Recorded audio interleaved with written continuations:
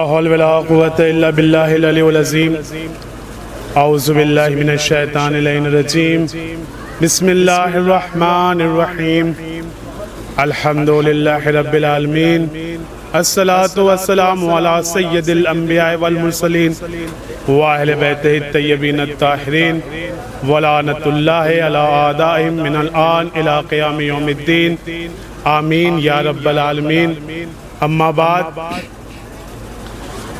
عزیزان محترم معزز سامعین ماتم داران امام مظلوم کربلا یہ جلوس ہائے عزا بسلسلہ یادگار اربعین امام حسین جس میں آپ شرکت کر رہے ہیں یقیناً دور دراز کی منزلوں کو طے کرتے ہوئے شہزادی عالمیان کو پرسہ دینے کے لیے اس بارگاہ میں تشریف لے آئے ہیں اور آپ یہ دیکھیے کہ جب سے محرم الحرام کا چاند فلک پہ نمودار ہوا ہے تب سے مسلسل ذکر امام حسین، ذکر سید الشہداء، ذکر کربلا والوں کا ذکر مسلسل ہوتا آ رہا ہے اور مسلسل ہم کرتے ہوئے چلے آ رہے ہیں، جلوسوں میں، شب بیداری میں، تمام مجالس میں شرکت کر رہے ہیں اور صرف یہ انباری میں ہی نہیں بلکہ تمام اگر آپ دیکھیں تمام قریے میں، تمام بستی میں یہ جلوس کا اہتمام کیا جا رہا ہے، مجلسوں کا، شب بیداری کا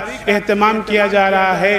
صرف ملک ہندوستان کی بات نہیں کی جائے گی بلکہ عالمی سطح پر چاہے یونائٹڈ کنگڈم ہو گیا، چاہے یو ایس ہو گیا، چاہے افریقہ ہو گیا، آپ جہاں پر بھی دیکھیں امام حسین کا تذکرہ ہو رہا ہے، جلوس نکالا جا رہا ہے، مجلسوں کا اہتمام کیا جا رہا ہے، سبیلوں کا اہتمام کیا جا رہا ہے، یہاں تک کہ افریقہ کے جنگلات میں جہاں انسان نہیں، یعنی انسان تو ہیں لیکن وہ ہماری طرح ان کا رہن سہن نہیں ہے، وہ آدیواسی ہیں، ہماری زبان نہیں جانتے، ہماری فکر سے شاید نہ جڑے ہوئے ہوں لیکن وہ آدیواسی بھی امام حسین کا تذکرہ کر رہے ہیں، امام حسین کو خراج عقیدت پیش کر رہے ہیں، یعنی ہر ملک، ہر قریے، ہر بستی میں، یہاں تک کہ اب مجھے جملہ بدل کے کہنے دیجئے، بہت مختصر سی تقریر ہے، مجھے کہنے دیجئے کہ صرف شیعہ نہیں ہے بلکہ اگر آپ اٹھا کر دیکھیے تو آپ کو اہل سنت کا بھی جلوس دکھائی دے گا۔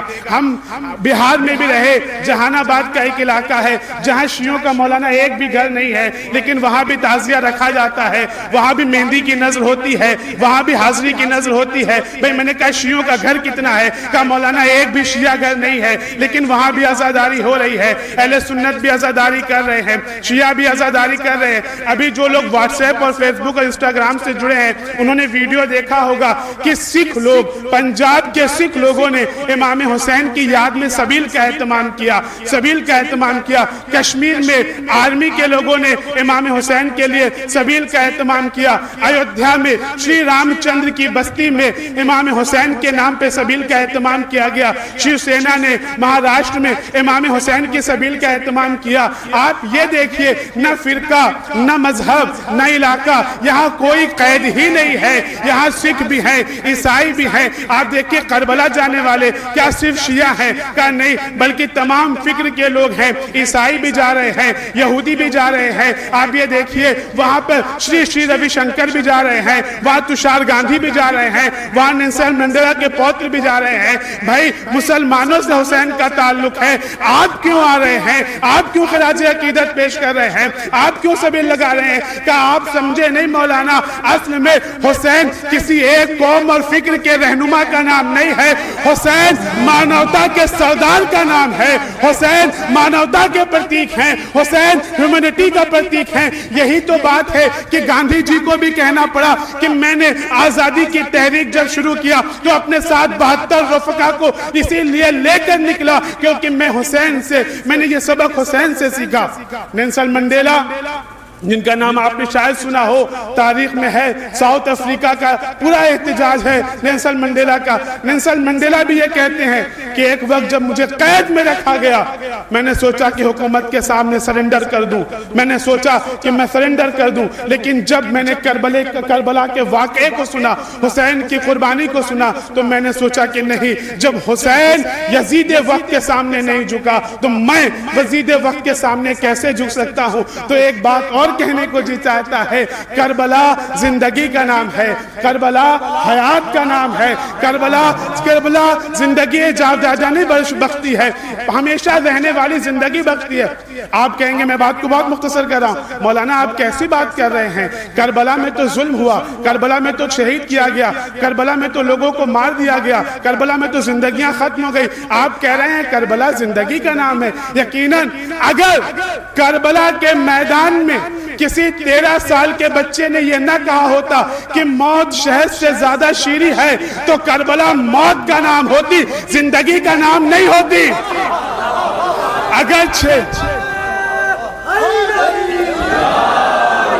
اگر 6 مہینے کے بچے نے تیرے سے شعبہ کھا کے رو دیا ہوتا تو کربلا موت کا نام ہوتی، کربلا زندگی کا نام نہیں ہوتی۔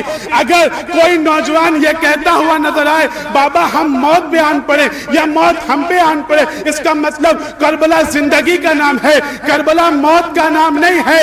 اور اب مجھے کہنے دیجئے، اگر وقت کا خامنائی یزید وقت سے ڈر جاتا تو کربلا موت کا نام ہے۔ یزید وقت کی آنکھوں میں آنکھیں ڈال کے اگر للکار رہا ہے تو کربلا کل بھی حیات کا نام تھا، آج بھی حیات کا نام ہے۔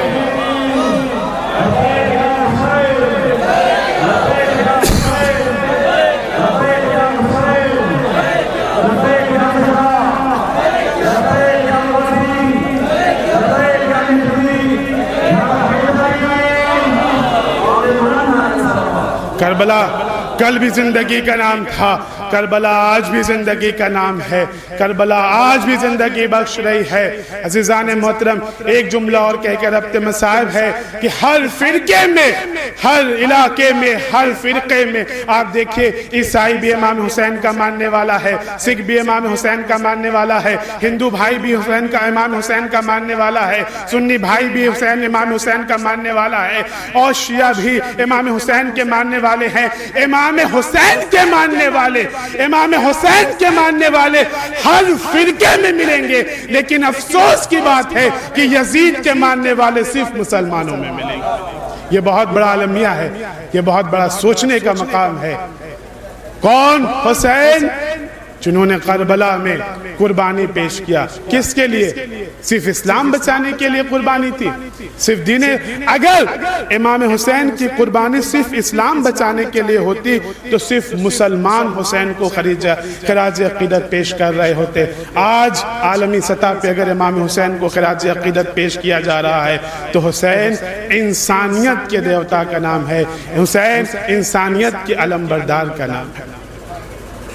عزیزان محترم، یہ 40 کا جلوس جس میں آپ شرکت کر رہے ہیں اور مسلسل پرسہ پیش کرتے ہوئے آ رہے ہیں اور گریہ وزاری کر رہے ہیں، اس وقت کی یاد میں کہ جب اہل حرم کا لٹا ہوا قافلہ جسے رہائی کی خبر ملی کہ آپ کو رہا کیا جا رہا ہے، اب آپ اپنے وطن واپس جا سکتے ہیں۔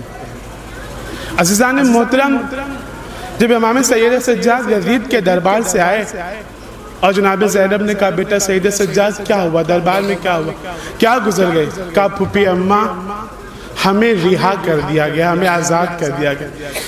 کائنات کے پہلے ایسے قیدی ہیں جنہیں رہائی کی خوشی نہیں ہوئی، جنہیں رہائی کی خبر جب دیا گیا ہے تو تمام قیدی ایک ننھی سی قبر کی طرف دیکھ کے کہتے سکینہ رہائی مل گئی، وطن نہ چلو گی بیٹا، ہمیں رہائی مل گئی۔ ہاں، عجیب بی بی ہے یہ بی بی رباب، آپ پرسہ دے رہا ہے مسلسل۔ یقیناً اگر آپ کو رونا نہ آئے تو کم سے کم رونے جیسا منہ بنا لیجئے، رونے جیسی شکل بنا لیجئے۔ خدا کی قسم مصائب پڑھے جا رہے ہیں، ایسے وقت میں مسکرانا زیب نہیں دیتا۔ اللہ جانے کہاں علی اصغر کی ماں آپ کے قریب بیٹھی ہو اور آپ سے کہہ رہی ہو تمہیں رونا نہیں آ رہا نا کیونکہ تم نے میرے لال کو دیکھا نہیں تھا۔ کیا قیامت گزر گئی۔ علی اصغر، جناب علی اصغر کی ماں ہے جناب رباب، جن کا سہاگ بھی اجڑ گیا کربلا میں، جن کی گود بھی اجڑ گئی کربلا میں۔ جناب رباب ہے جنہوں نے اپنے ششماہ علی اصغر کو اگر میں غلط تو یقیناً میری اصلاح کریں گے. مولانا یہاں موجود ہے. علی اصغر کربلا کا ششمہا وہ ایسا شہید ہے جسے نہر بھی کیا گیا, جسے ذبح بھی کیا گیا. تیرے شہ شعبہ سے علی اصغر کو نہر کیا گیا. شام غریبہ جب اشقیا سروں کو تلاش کرنے لگے تو کیا دیکھا؟ ایک سر کم ہے. پیسر سعد نے کہا ایک کا سر نہیں ہے, ایک سر کم ہے. کسی نے کہا ہاں, حسین ایک 6 مہینے کے بچے کو پانی پلانے کے لیے لے کر آئے تھے, ہم نے پشت خیمہ پر حسین کو بچے کو دفن کرتے ہوئے دیکھا ہے. اشقیا معلوم ہے علی اصغر کو ڈھونڈنے نکلے. ادھر جناب فضہ دوڑی ہوئی آئیں جناب زینب کے قریب. بی بی قیامت گزر جانا چاہتی ہے. کیا ہو گیا فضہ, کیا ہو گیا؟ بی بی علی اصغر کے جسم کو ڈھونڈا جا رہا ہے. اشقیا گھوڑے پہ سوار, دونوں ہاتھوں میں نیزہ لیے ہوئے, زمین کربل پہ جس جگہ نرم زمین دیکھتے تھے نیزے کو زمین پہ دراتے تھے, باہر نکالتے تھے. ایک مرتبہ جناب رباب در خیمہ تک آ گئے. بار الہ میرے علی اصغر کی خیر ہو. اللہ اللہ, خدا کسی ماں کو وہ منظر نہ دکھائے, اللہ نہ کرے کوئی حادثہ ہو جائے, کسی کا بچہ مر جائے. مائیں کئی دن تک اپنی خالی آغوش جلایا کرتی ہے, ہائے میرا بچہ. کوئی رباب کے دل سے پوچھے. ایک مرتبہ اشقیا کا نیزہ زمین میں گیا, علی اصغر کا جیش نیزے کی انی رباب در خیمہ سے دیکھ رہی تھی. ہائے میرا علی اصغر. یہی پہ بات ختم نہ ہوئی. علی اصغر کے جسم کو زمین پہ رکھا, گھٹنے کو سینے پہ رکھا, بالوں کو ہاتھ سے پکڑا, گردن پہ چلایا خنجر, جسم سے سر کو الگ کیا, ماں کو کٹا ہوا سر دکھایا. تیرا ششمہا رباب نہر بھی ہوا, ذبح بھی ہوا. سيعلم الذين ظلموا أي منقلب إنا لله وإنا إليه راجعون.